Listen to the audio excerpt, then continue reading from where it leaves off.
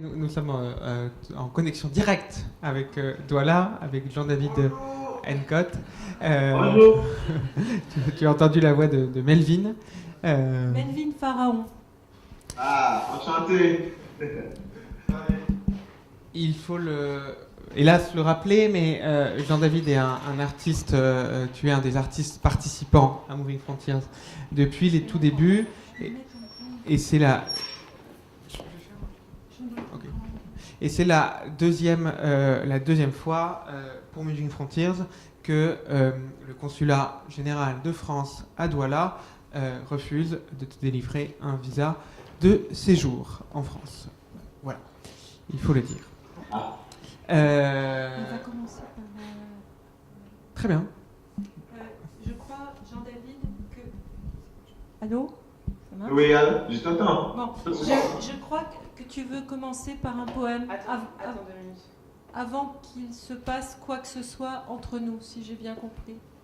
Ben oui, je crois que l'idéal, je ne suis pas un spécialiste des poèmes, mais en le lisant, je l'ai trouvé vraiment formidable. Et ça résume un peu en quelque sorte la situation, le travail que je fais aujourd'hui. Alors, je voudrais bien le partager avec ces gens et après d'ouvrir une discussion, quoi. oui, alors attends juste 30 secondes que Cléophée puisse te mettre en direct. On est entre plein de machines ici, c'est un peu compliqué. Et ça, J'en ai pour 2 minutes.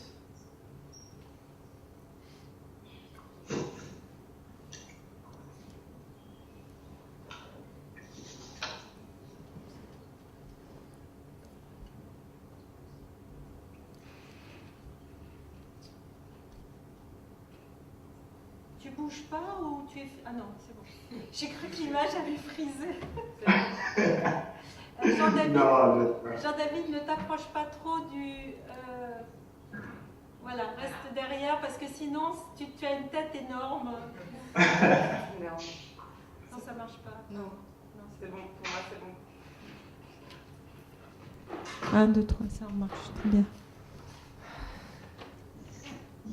On attend que des personnes entrent encore dans la salle.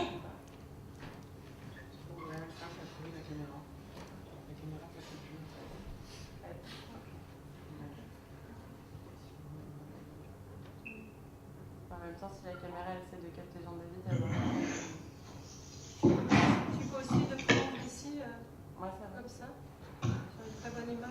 Comme ça, je vous ai aussi. Jean-David, nous sommes là et nous sommes prêts à t'écouter. Je tiens d'abord à dire bonsoir à tout le monde. Le plaisir est pour moi d'échanger aujourd'hui avec vous. Malgré les distances qui nous séparent, je crois que c'est la première frontière que nous allons traverser aujourd'hui, même si elle est entreposée. L'essentiel, c'est de pouvoir échanger et de communiquer. C'est ça l'importance. Alors, j'espère que vous m'entendez toujours. Oui. Voilà. Alors, pour cette première intervention, j'ai décidé de vous faire un peu la lecture d'un poème que j'ai donné le titre de mon projet Hymne, qui est tout simplement espoir en ma langue vernaculaire, puisque je suis d'origine bassa. Et c'est un poème qui parle de la marche et des rencontres que nous faisons en marchant. Sans trop tarder, on va essayer de le lire et de l'écouter, en tout cas. Hymne.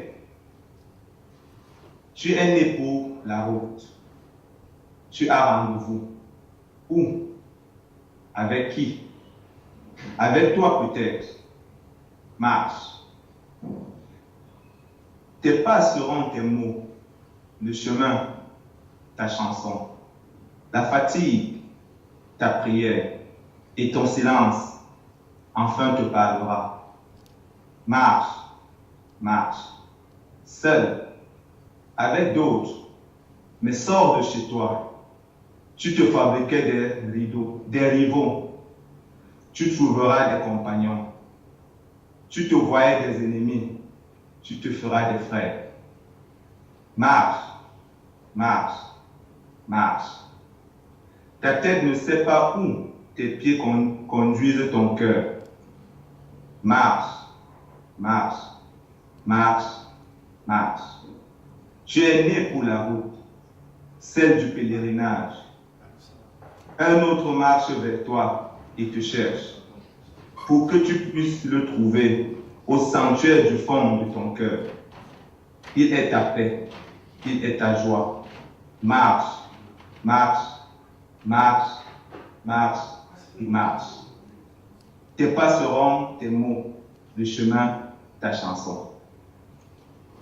Voilà en quelques mots ce que je voulais dire.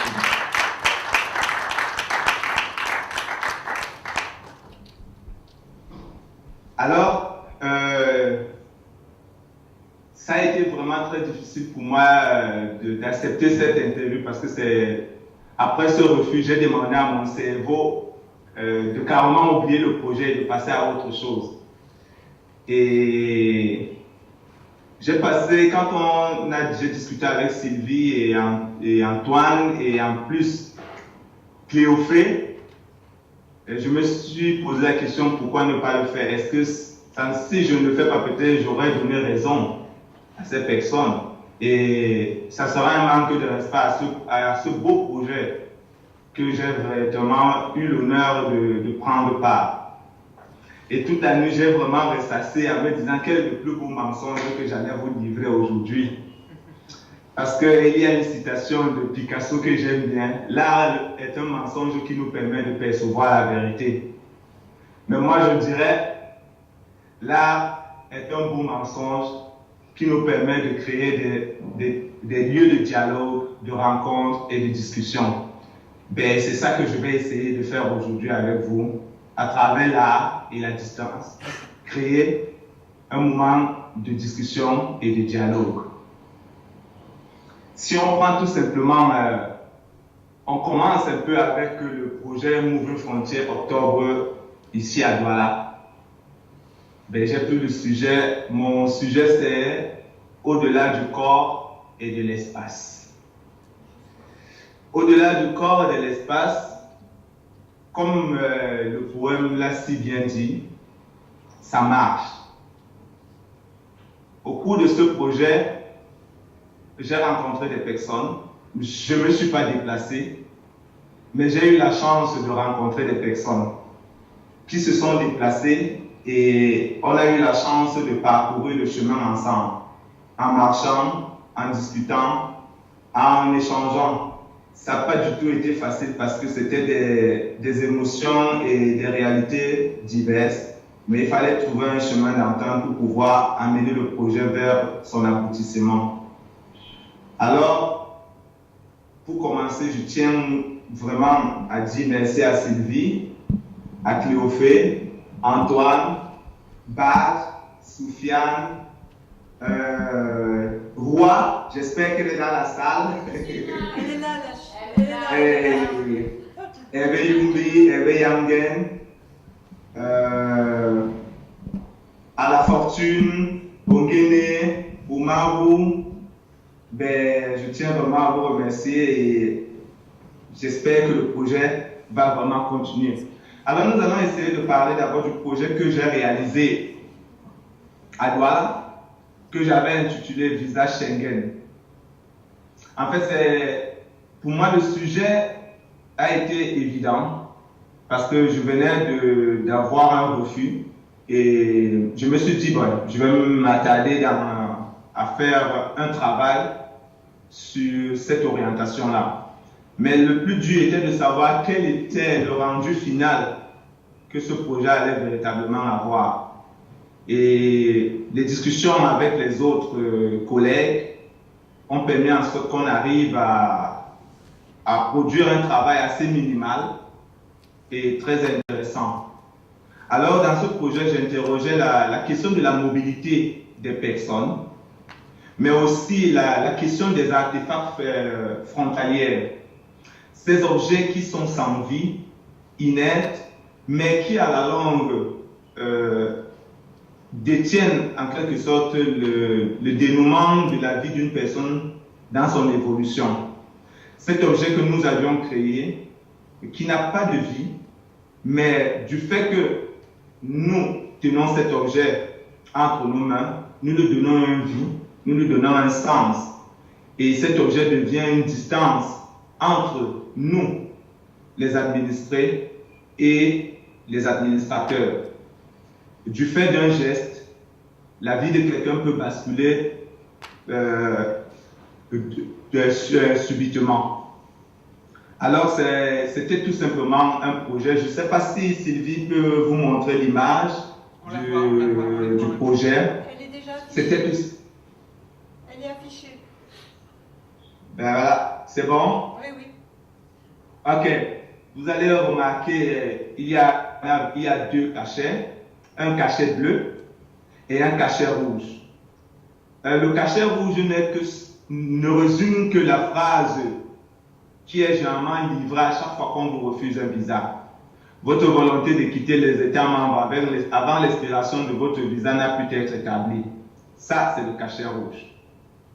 Et sur le cachet bleu, vous allez voir espace Schengen, consulat Schengen.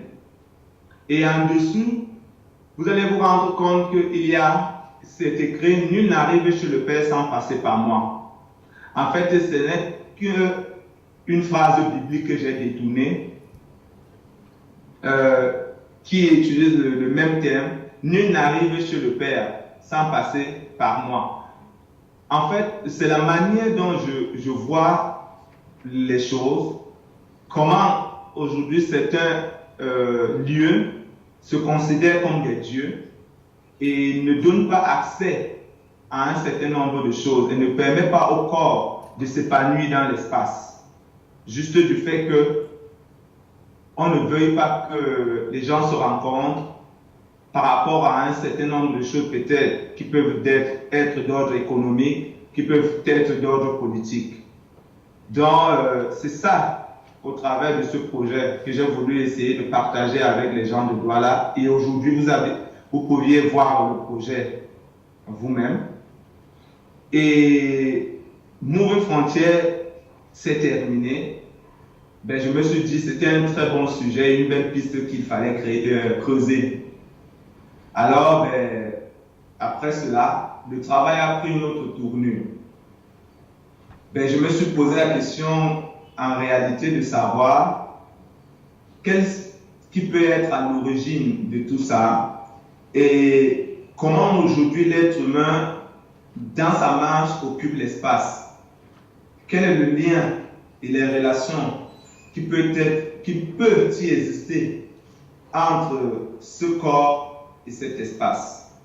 Ben, les recherches ont véritablement commencé et du coup sur le plan pictural ça m'a emmené à parler de la question de l'immigration, de prendre l'immigration, certes, comme prétexte pour essayer de parler un peu des réalités de ma société. Pourquoi? Parce que la plupart des projets que je débute sont généralement autocentrés. Je parle de moi et à la longue, je finis par interroger les autres qui sont autour de moi. Alors, Sylvie, si tu pourrais projeter les images du portfolio, c'est bon? Ah, c'est rapide. Alors vous allez voir un certain nombre d'images qui vont illustrer réellement le travail que je fais aujourd'hui, qui interroge le corps et l'espace, les liens qui peuvent y avoir dans une société déchirée et embrigadée aujourd'hui dans un monde très violent d'interdits et de mise, comment je pourrais dire ça en fait, de contrôle de soi, de l'espace corporel et de l'espace physique. Les questions de géostratégie, les questions économiques, de géoéconomique, tout ça se résume un peu dans ce travail. Alors, vivant dans un espace qui est pourvoyeur de personnes qui rêvent d'un monde d'ailleurs, mon quartier étant celui de Commandeur, là où j'ai grandi et là où je travaille, je suis entouré chaque jour des jeunes qui rêvent de partir. Et je vois comment chaque jour, ces jeunes se battent d'une manière ou d'une autre selon les moyens et les avoirs de chacun, de pouvoir se déplacer et de vivre d'autres aventures. C'est vrai, Achille Mbembe avait vraiment raison de dire c'est en marchant qu'on devient homme. Ben, c'est en marchant qu'on acquiert de l'expérience. C'est en marchant qu'on peut avoir, entre guillemets, un autre avenir en se disant que l'espace où on se trouve n'est pas un espace approprié pour pouvoir s'épanouir. Ben, ça, c'est le rêve que ces jeunes ont. Pourquoi? Je me pose généralement chaque fois la question de savoir qu'est-ce qui anime ces jeunes. Chaque fois de partir, ils cotisent de l'argent, ils s'en vont, parfois d'autres reviennent. Pour essayer de bien préciser les choses, les sujets que vous voyez peints ne sont pas des sujets fictifs, ce sont des vrais migrants qui sont partis et qui sont revenus. D'autres sont repartis. Donc, c'est pour ça que j'ai donné au projet que je proposais pour la dernière phase de Mouvement Frontières Hiblé. Parce que c'est la chose qui résume réellement le parcours de ces personnes. Parce que chaque fois qu'ils reviennent, je ne comprends pas pourquoi, après avoir subi un certain nombre d'atrocités, ils arrivent quand même à avoir cet espoir de vouloir rentrer. Je ne sais pas pourquoi. Et ça, c'est une question que je ne pense pas que je pourrai avoir des réponses. C'est pour cela qu'au travers de ce boulot, je n'amène pas forcément les gens à changer d'avis sur la question du déplacement, d'avoir envie de se déplacer. Mais tout ce que je souhaite, non, je ne souhaite non plus être un donneur de leçons dans ma production plastique. Tout ce que je souhaite réellement, c'est de créer un espace de dialogue, d'échange, pour que chacun de nous puisse percevoir la chose. Alors, dans ce travail, vous aviez, généralement, vous avez 3 espaces qui se télescopent. Vous avez l'espace, vous pouvez avoir l'espace physique, vous pouvez avoir l'espace virtuel, et vous pouvez avoir l'espace mental. L'espace physique ici, virtuel, je le définis uniquement par la cartographie. Pourquoi? Parce que ces gens qui prennent la route ne servent réellement pas quelles sont les pistes existantes. Ils ont en quelque sorte une carte prédéfinie, mais chaque fois les pistes, les routes changent. Donc, la mise à jour de leur cartographie n'est réellement pas faite comme il le faut. Donc, ce sont des lignes imaginaires. Donc, les cartes que vous voyez sur ce boulot ne sont pas des cartes réelles. Ce sont des cartes que j'invente, je crée, tout simplement. Parce que je me dis, ils ne savent pas où ils vont, mais ils imaginent le parcours qu'ils doivent emprunter. Après, vous avez l'espace mental, qui pour moi est l'espace le plus compliqué à représenter, mais que j'illustre tout simplement par les expressions des personnages que je peins. Les attitudes, le comportement sont vraiment les éléments très marquants de cet espace mental. Après, vous avez l'espace physique. Dans certains endroits, il est illustré par les objets tenus par ces personnes. Ça peut être une pelle, ça peut être une chaise, ça peut être un bidon. Pourquoi? Parce que la question de l'espace physique, pour moi, compte énormément. Ces objets, et il y a René Magritte qui illustre ça très bien, la trahison de l'image. En fait, ces objets, pour moi, ne sont pas représentés tels qu'ils sont. Je ne les vois pas comme une pelle, ni la chaise comme une chaise, mais je vois ces objets en fait comme des espaces de réflexion où tout a commencé.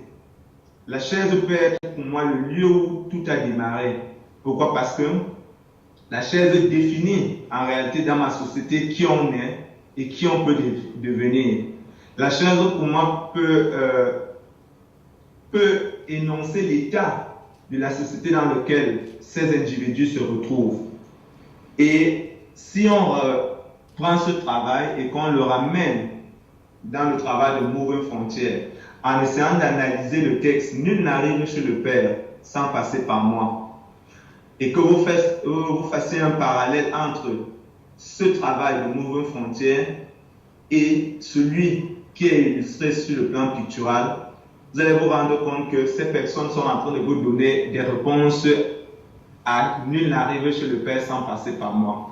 Alors, ils vous font comprendre que vous refusez que nous empruntions le chemin légal. Alors, nous allons trouver d'autres pistes pour atteindre nos rêves. Voilà un peu, en quelque sorte, les liens que je fais entre le projet, l'impact que le projet Mouvement Frontières a eu dans ce que je fais aujourd'hui sur le plan culturel. Malheureusement, je n'ai pas ce texte. Je tiens énormément à dire merci à Hervé Yangen qui a illustré d'un très beau texte de ce travail que j'ai pas entre mes mains. C'est que j'allais vous le lire. Il a fait un très beau texte là-dessus. Et je tiens vraiment à lui dire merci parce qu'il a compris l'essence de ce travail. Et je ne pense pas que j'aurais dit mieux que ce qu'il a écrit. Alors voilà un peu en quelque sorte le travail. J'axe beaucoup mon travail sur mon propos sur les échanges. Et je crois que peut-être dans les échanges, il y aura plus de réponses et plus d'arguments dans ce projet. Merci. Bravo. Ben, j'espère que j'ai pu dire quelque chose. Est-ce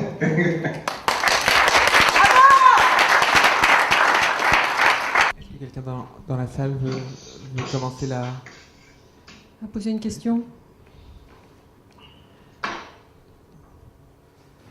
Bah moi j'en ai une, j'ai pas l'impression que ça marche. Si, ça marchait, ok.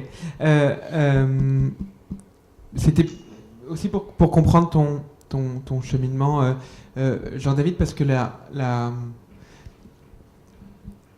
cartographie était un peu présente auparavant, mais en fait il y avait un autre motif qui renvoie aussi à la question du déplacement et de la frontière qui était intéressant, qui nous importe.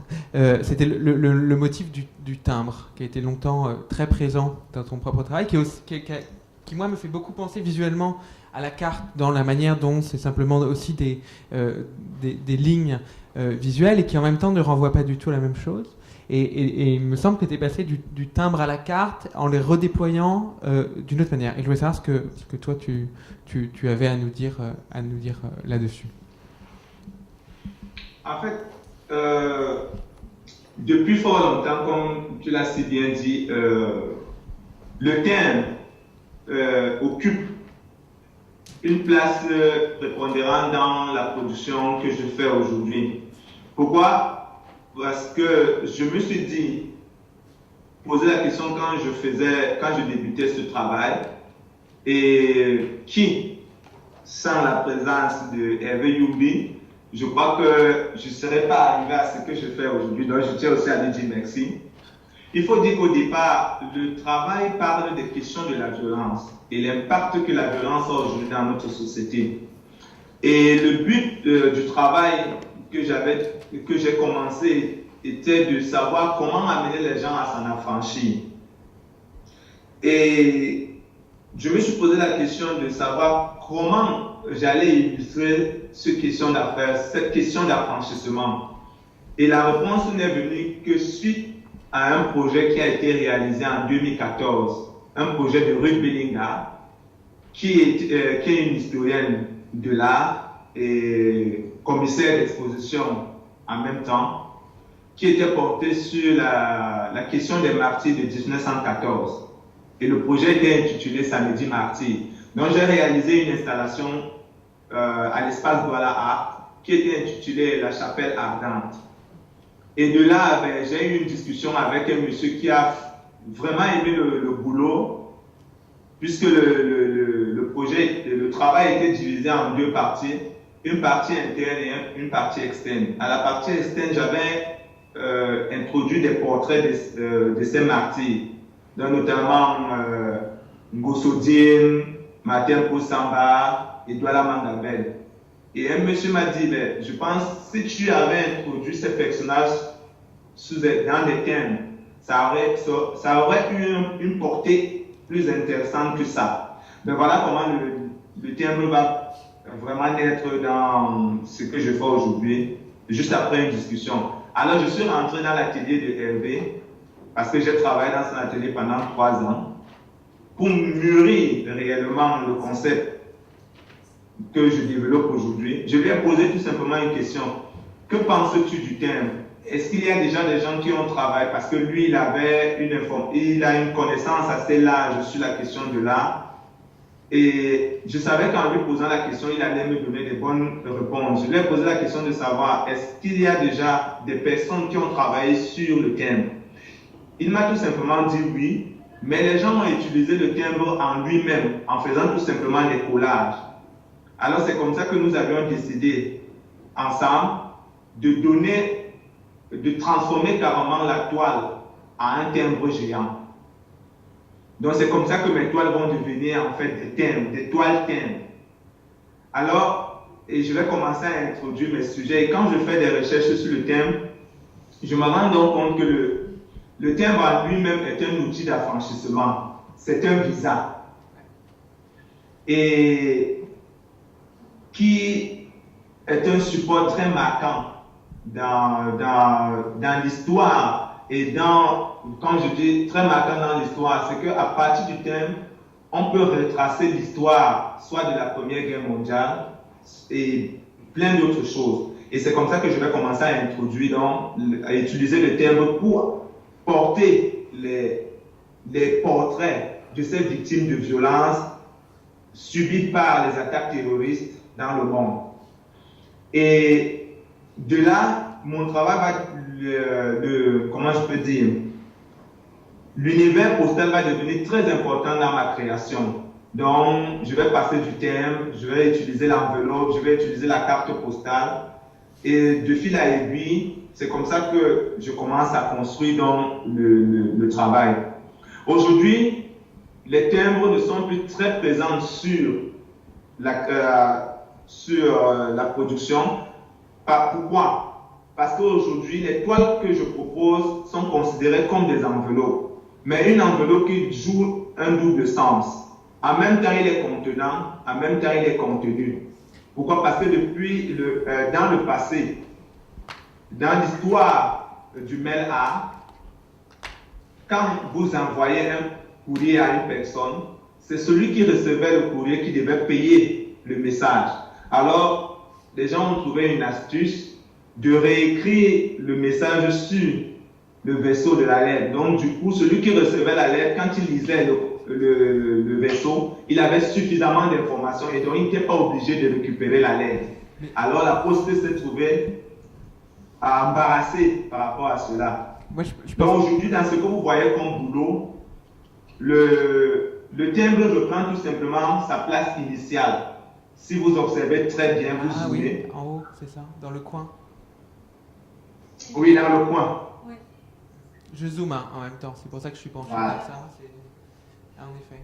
Mais en fait, moi justement, quand je te posais aussi la question, c'est que j'avais en tête une remarque d'Anne Lafont, que tu ne vois pas, mais qui est dans la salle et qui était une de nos invitées ce matin pour parler notamment de la question de la circulation du patrimoine et du sujet des restitutions d'œuvres d'art et des débats actuels qu'il y a en France.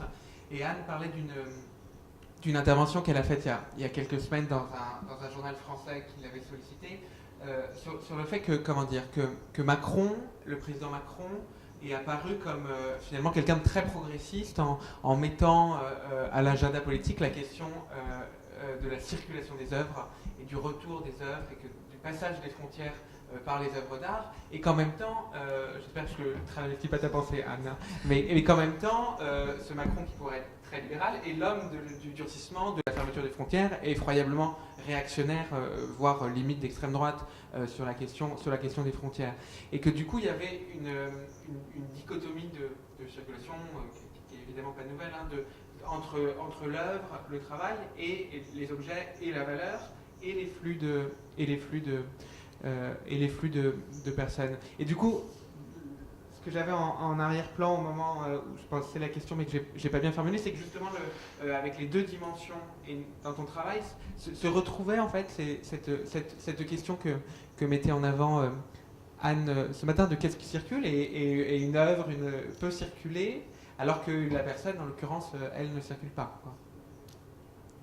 Ou le timbre circule dans les systèmes officiels, dans les systèmes légaux, dans les systèmes administratifs, et la personne en est réduite à circuler illégalement. C'est aussi ça qui me plaît, cette confrontation. Ben justement, et ça, c'est pas quelque chose qui date d'aujourd'hui. Depuis fort longtemps, la matière première a le droit de circuler, mais les producteurs de cette matière première, eux, ils n'ont pas le droit de circuler. Ben, c'est tout simplement une question de géopolitique, de réalité politique. La matière, on a besoin de la matière, mais on n'a pas besoin de vous. C'est tout simplement clair. Parce qu'on ne sait pas à quoi vous allez servir. Oui. C'est peut-être d'ailleurs pour toi une source prochaine de travail, de savoir que tu ne voyages pas aussi bien que l'uranium ou l'or, et que de mettre un timbre et de l'envoyer à M. Macron est aussi une décision qui pourrait être journalière. Voir ton propre travail, oui, c'est vrai. Oui, c'est ça. Je pense que c'est vraiment une question très intéressante parce qu'elle ne se pose pas ici seulement aujourd'hui dans cette salle, mais avec beaucoup d'artistes musiciens, beaucoup de gens de théâtre. Donc on veut leurs œuvres, on veut leurs écrits, on veut leurs poèmes, on veut leurs peintures, mais surtout pas leur corps. Et c'est ça qu'il faut dire. Le corps est de trop. Hein, oui. Voilà, c'était aussi cette question de marche. Je fais une petite parenthèse. On devient un homme en marchant est une phrase d'Achille Mbembe. Et j'ai un peu ironiquement ajouté on devient un homme et une femme en marchant. C'est ma contribution à la féminisation de Achille Mbembe.